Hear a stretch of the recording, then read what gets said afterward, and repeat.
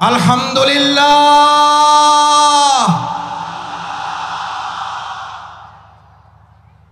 আল্লাহু আকবার।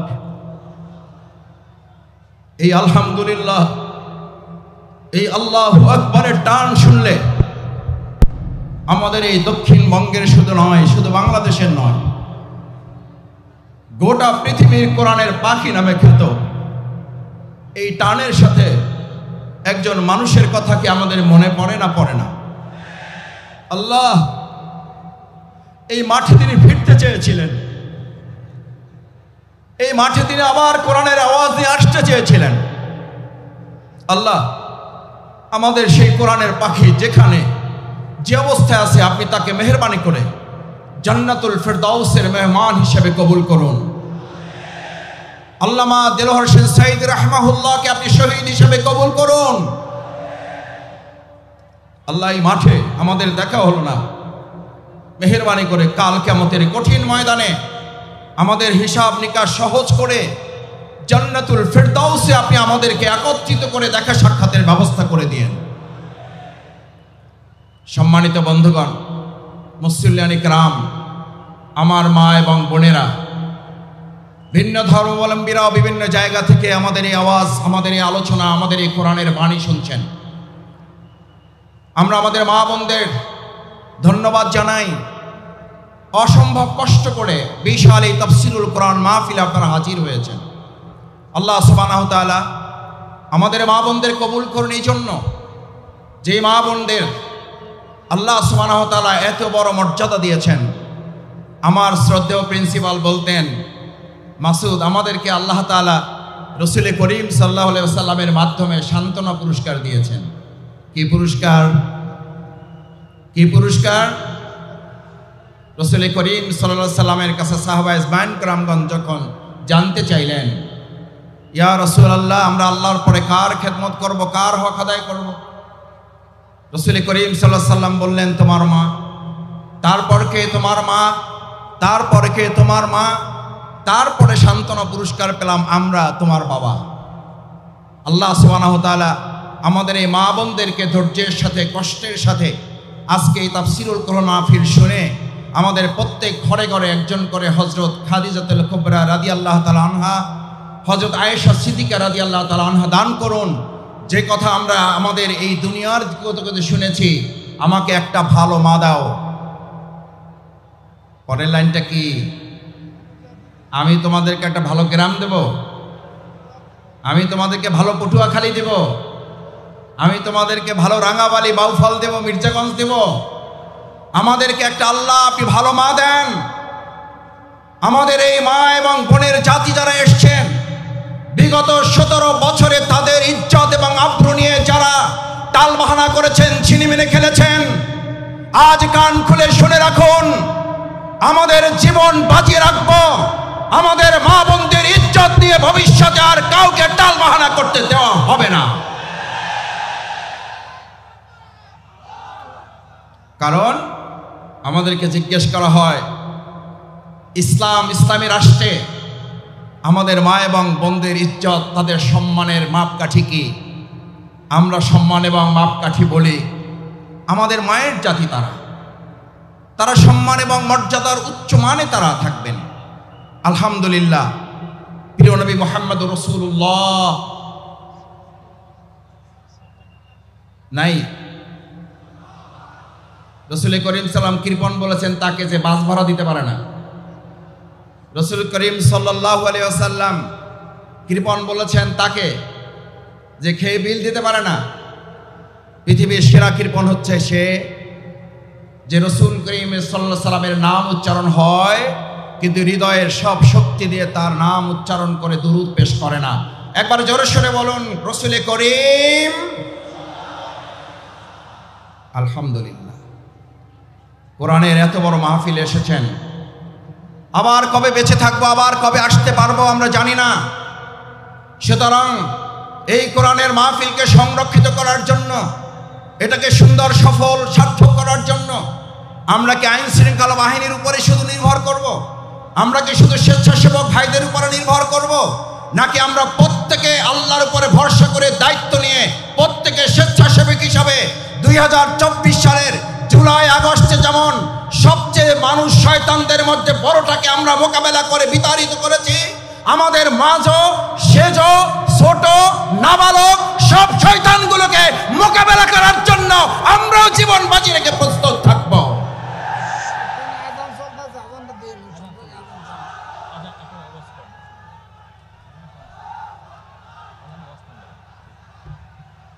সম্মানিত ভাই এবং বন্ধুগণ, মহাগ্রন্থ আল কোরআন, কোরআনের তাফসীর আপনারা শুনতে এসেছেন। মাওলানা ডক্টর মিজানুর রহমান আজহারি হাফেজাহুল্লাহ আর অল্প সময়ের মধ্যেই আমাদের মাঝে এসে উপস্থিত হবেন ইনশাআল্লাহ। আমরা আল্লাহর শুকরিয়া আদায় করি, আমাদের এই প্রিয় ময়দানে তিনি আমাদেরকে সময় দিয়ে ধন্য করেছেন। আমরা তাকে স্বাগত জানাই, অভিনন্দন জানাই। তার নানান ব্যস্ততার মধ্যে ওই পটুয়াখালীবাসীকে কোরআনের তাফসীর শুনিয়ে আমাদের অন্তরকে তিনি প্রশান্ত করবেন। আল্লাহ, এই মানুষটার উপরে বিগত 17 বছরে যারা জুলুম করেছে, এই মানুষটাকে যারা আমাদের দেশ ছাড়া করেছে, আল্লাহ আপনি তাদেরকে দেশ ছাড়া করিয়ে দেখিয়েছেন। এবার বাংলাদেশের মানুষ অপেক্ষমান আছে। আর যদি ভবিষ্যতে কোনো আলেমের সাথে বেয়াদবি করা হয়, আর যদি কোনো আলেমকে নিয়ে তুচ্ছ তাচ্ছিল্য টালবাহানা করা হয়, মহাগ্রন্থ আল কোরআন এবং ইসলামকে নিয়ে যদি আর কেউ টানাহেস্র করেন, তাহলে তার চেয়েও করুণ পরিণতির জন্য তাকেও অপেক্ষা করতে হবে। সুতরাং এই বিশাল লক্ষ লক্ষ মুসলিম জনতার তাফসীর মাহফিলে যে যেখানে আছেন, আপনাকে শুধু সিসি ক্যামেরা আর এই বাংলাদেশের ক্যামেরাগুলো আপনাকে ফলো করছে না, আপনাকে ফলো করা হচ্ছে আরশে আজিম থেকে। হাজার হাজার লক্ষ লক্ষ ফেরেশতা এই সুন্দর মাহফিলকে বেষ্টন করে আছেন। আপনার প্রত্যেকটি কর্মকাণ্ড আরশে আজিমের ক্যামেরায় বন্দী করা হচ্ছে। আমি আশা করব আমাদের শ্রদ্ধেয় প্রধান অতিথি শেষ পর্যন্ত তার বক্তব্য অত্যন্ত শান্ত সুষ্ঠুভাবে ধৈর্য ধরে, আমরা কি শুনতে সবাই রাজি আছি? ইনশাআল্লাহ, ইনশাআল্লাহ। আল্লাহ আপনি হাতগুলো কবুল ও মঞ্জুর করেন। সম্মানিত ভাই এবং বন্ধুগণ, আল্লাহ সুবহানাহু ওয়া তাআলা বলেন, আউযু বিল্লাহি মিনাশ শাইতানির রাজীম, বিসমিল্লাহির রহমানির রহিম। ونزلنا عليك الكتاب تبيانا لكل شيء وهدى ورحمة وبشرى للمؤمنين। سبحان الله। আল্লাহ সুবহানাহু ওয়া তাআলা বললেন, ওয়ানাজ্জালনা আলাইকাল কিতাব, আমি আপনাদের কাছে, মানব জাতির কাছে, গোটা সভ্যতার কাছে মহাগ্রন্থ আল কোরআন নাজিল করেছি। এই কিতাব দিয়েছি। এই কিতাবের মাধ্যমে আমি শুধুমাত্র তোমাদেরকে নামাজ পড়ার বিধান দেই নাই। এই কিতাবের মাধ্যমে আমি তোমাদেরকে শুধুমাত্র রোজা রাখার বিধান দেইনি। এই কিতাবের মাধ্যমে আমি তোমাদেরকে শুধু যাকাতের বিধান দেইনি। তিবিয়ানান লিকুল্লি শাইইন, সমস্ত কিছু ছোট ছোট বিষয়গুলো আমি বর্ণনা করে একটা একটা করে পরিষ্কার করে তোমাদের সাথে তুলে ধরেছি, যাতে সংস্কারের তোমরা যতই আলোচনা করো, মূল সংস্কার কোরআনের বাইরে না ভিতরে, সংস্কার কোরআনের বাইরে না ভিতরে। সংস্কারের মূল সংস্কারক, পৃথিবীর সেরা সংস্কারক, পৃথিবীর সেরা মহাসংস্কারক আইনস্টাইন, নিউটন, রবীন্দ্রনাথ ঠাকুর, হরশ্চন্দ্র প্রসাদ, তার নাম বলেন একবার জোরে সোরে সবাই। প্রিয় নবী মুহাম্মদুর রাসূলুল্লাহ সাল্লাল্লাহু আলাইহি সাল্লাম কিভাবে সংস্কার করেছেন? আগে রাষ্ট্র সংস্কার নাকি আগে ব্যক্তি সংস্কার? আগে রাষ্ট্র না ব্যক্তি? রাসূল করিম সাল্লাল্লাহু আলাইহি সাল্লাম আগে কি সোনার মদিনা করেছেন না সোনার মানুষ করেছেন? আল্লাহ রসুল করিম সাল্লাল্লাহু আলাইহি ওয়াসাল্লাম সোনার মানুষ বানিয়েছেন। আমরা আগে থেকে উল্টাদের থেকে শুরু করতে চাই। আমরা আগে সোনার বাংলাদেশ চাই, আমরা সোনার বাংলা তৈরি করতে চাই, অথচ সোনার মানুষের কোনো খবর নাই। আমরা শুনতে পাই আমাদের স্লোগান তোলা হয়েছিল 7.5 কোটি মানুষের কম্বল, আমার কম্বলটা আমি পাইলাম না। তখন তারা ছিল কম্বল চোর, আর এখন তারা ডিজিটাল যুগে এসে তারা হয়েছে বাংলাদেশের সকল ব্যাংকগুলো ব্যাংকের চোর তারা পরিণত হয়েছে। সম্মানিত ভাই এবং বন্ধুগণ, আল্লাহ তাআলা এই কোরআন নাজিল করে, কিতাব নাজিল করে আমাদেরকে জানালেন তোমাদের জন্য 4টা সুসংবাদ দিচ্ছি। কয়টা? হুদা, এটা রোডম্যাপ দিয়ে দিলাম, সংস্কারের কর্মপন্থা তোমাদেরকে দিয়ে দিলাম।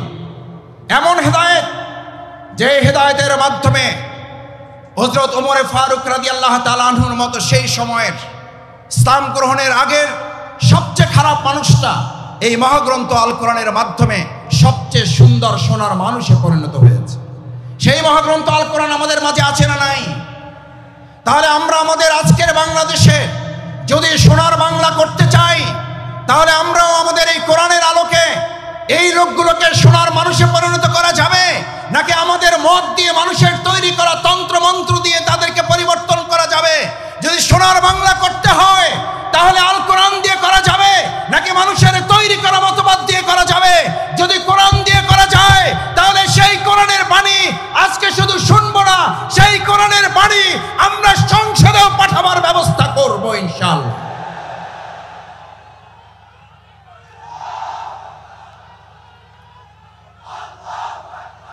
আমার সম্মানিত ভাইয়েরা, সম্মানিত মুসল্লিয়ান ইকরাম, ভাই এবং বোনেরা, আজ আমাদের প্রিয় মাতৃভূমি বাংলাদেশের যে সুন্দর পরিবেশ আমরা পেয়েছি, এই সুন্দর পরিবেশে আমাদেরকে এই কথা বলতে হবে যে আমরা যারা এখন এই জগৎ এবং সময় পার করছি, সেখানে আমরা লক্ষ্য করছি আমাদের প্রিয় মাতৃভূমি বাংলাদেশ যারা হেদায়েতের সুন্দর রাস্তা পেয়েছে, তাদের প্রথম কথা হচ্ছে লা তাখশা ইল্লাল্লাহ, আমরা এক আল্লাহ ছাড়া আর কাউকে ভয় করি না। আল্লাহ ছাড়া এক যারা আর কাউকে ভয় করে না। পার্শ্ববর্তী কোনো একটা রাষ্ট্র যদি সেই ব্যক্তিদেরকে এক আল্লাহ ছাড়া যারা ভয় করে না, সেই ব্যক্তিদেরকে যদি বলা হয় তোমাদেরকে আলু ডাল চাল পেঁয়াজ বংশন কাঁচামরিচ বন্ধ করে তোমাদেরকে আমরা নতজানু করতে চাই, তাহলে ভালো করে কান খুলে শুনে রাখো, আমাদের এই বাংলাদেশের ইসলাম প্রিয় এবং দেশপ্রেমিকের নেতৃত্ব ফাঁসির মঞ্চে দাঁড়িয়েছে, তোমাদের কাছে মাথা নত করে নাই, হাসি মুখে জীবন দিয়েছে, আমরাও জীবন দেব। 1 ইঞ্চি মাটি কারো হাতে আমরা বিক্রি করব না।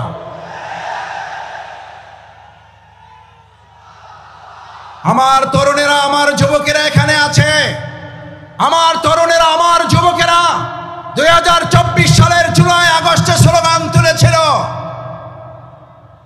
ঢাকা না, ঢাকা না,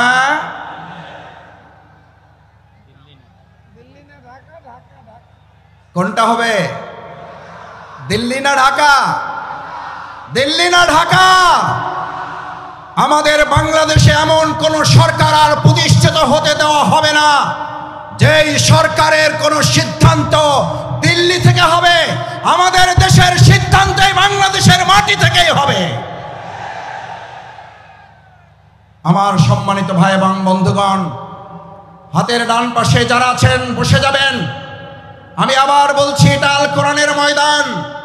এই আল কোরআনের ময়দানে প্রত্যেকে আদবের সাথে নিজ নিজ দায়িত্ব নিয়ে স্বেচ্ছাসেবকের ভূমিকা পালন করবেন, আল্লাহকে সাক্ষী রেখে। পারা যাবে ইনশাআল্লাহ।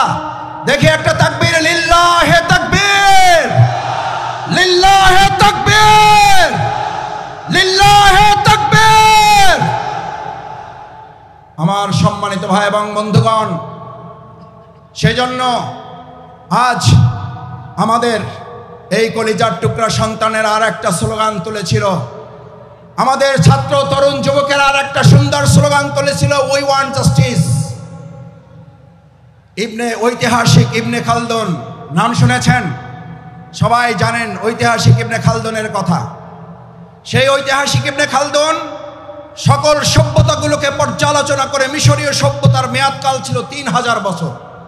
ভালো করে খেয়াল করার জন্য বলছি, ডানে যারা ডানে আছেন, যারা বামে আছেন, বসুন, বসে পড়ুন, এটা কোরআনের ময়দান।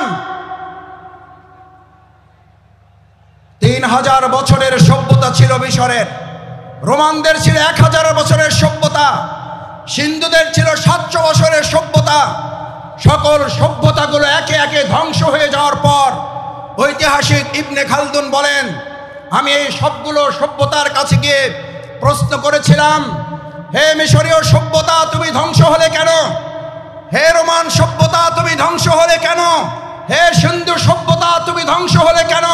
হে বেবিলনীয় সভ্যতা তুমি ধ্বংস হলে কেন? ঐতিহাসিক ইবনে খালদুন বলেন, এই প্রত্যেকটি সভ্যতা ধ্বংসের পিছনে দুটি উত্তর আমি পেয়েছি ধ্বংসস্তূপের কাছ থেকে। কয়টি উত্তর? কয়টি উত্তর? দুইটি উত্তর পেয়েছিল এই ধ্বংসস্তূপের কাছ থেকে। প্রথম জবাব ছিল ইনজাস্টিস।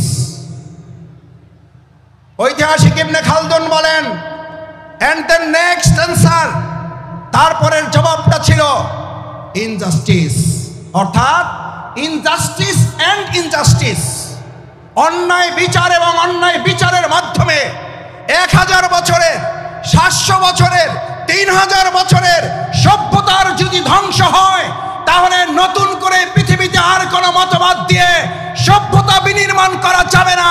বরং সভ্যতা বিনির্মাণের জন্য আজ নতুন করে স্লোগান উঠেছে, the foundation of all civilization, one earth is religion, one earth is religion, one earth is religion. Islam ছাড়া পৃথিবীতে ভবিষ্যৎ আর কোন সভ্যতা নেতৃত্ব দিতে পারবে না। সব দেখা শেষ, ইসলামের বাংলাদেশ।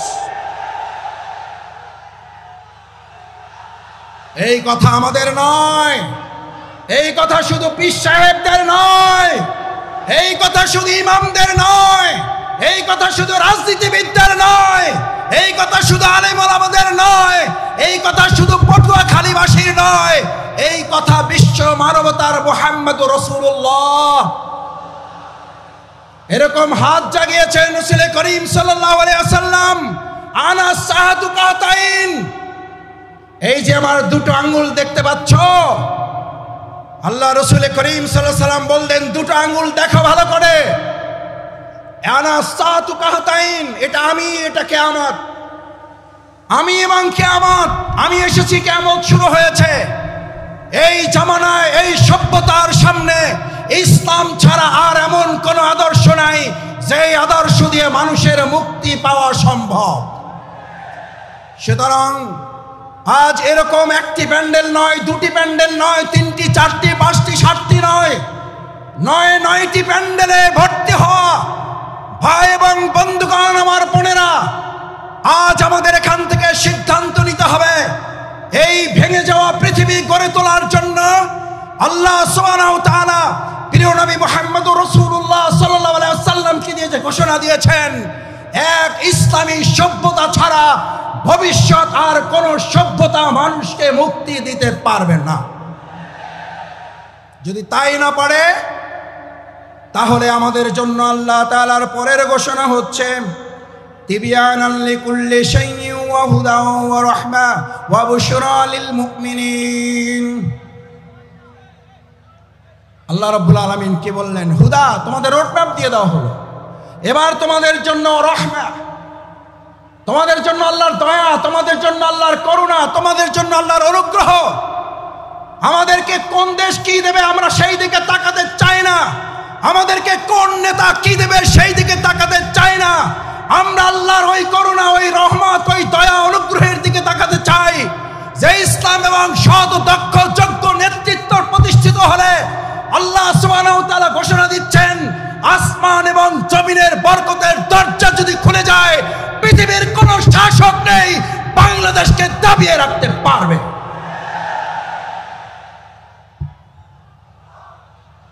আমরা সেই রহমতের দরজা খুলতে চাই।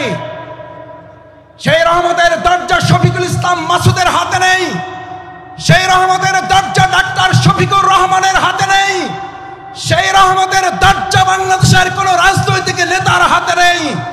একবার হৃদয় উজাড় করে আর একবার জমিন কাঁপিয়ে সেই আল্লাহর নাম উচ্চারণ করো মুসলিমরা। কে তিনি? কে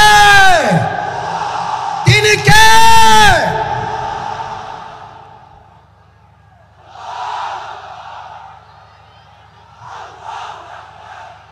রহমা। এরপরে আল্লাহ সুবহানাহু ওয়া তাআলা বলেন তিবিয়ানাল লিকুল্লি শাইইন ওয়া হুদাও ওয়া রাহমা ওয়া বুশরা লিল মুমিনিন। আল্লাহ তাআলা আমাদেরকে হেদায়েতের রোডম্যাপ দিলেন। যদি হেদায়েতের মূল রাস্তায় চলতে পারো, যদি এবার আল্লাহর দয়া নিয়ামত অনুগ্রহের চাদরে তোরা আচ্ছাদিত হতে পারো, এবার তোমাদেরকে আর কেউ দুঃসংবাদ দিয়ে ভীত সন্ত্রস্ত করতে পারবে না, তোমাদেরকে দুর্বল করতে পারবে না, এবার তোমাদেরকে কেউ দুশ্চিন্তাগ্রস্ত করতে পারবে না। এবার আমি আল্লাহ তোমাদেরকে জানিয়ে দিচ্ছি, এই মহাগ্রন্থ আল কোরআন খুঁটে খুঁটে যদি তোমরা অনুকরণ করতে পারো, এর আলোকে যদি রান্নাঘর থেকে শুরু করে সংসদ ভবন পর্যন্ত শুধুমাত্র জাতীয় মসজিদ বাইতুল মুকাররম আল্লাহর বিধানের আলোকে চলবে না, বাইতুল মুকাররমের পাশাপাশি গণভবন, বঙ্গভবন, সংসদ ভবন যখন পরিচালিত হবে, আল্লাহ বলেন গোটা দুনিয়ার কোন প্রান্ত থেকে তোমাদের সুসংবাদ দরকার হবে না। আমি আল্লাহ ঘোষণা করছি ওয়া বুশরা লিল মুমিনিন। এই সুসংবাদের মালিক কে? এই সুসংবাদের মালিক কে? China, Russia, Bharat, America, German, France? আর একবার মন উজাড় করে হৃদয় থেকে জোরে আওয়াজ করে বলুন, এই সুসংবাদের মালিক কে?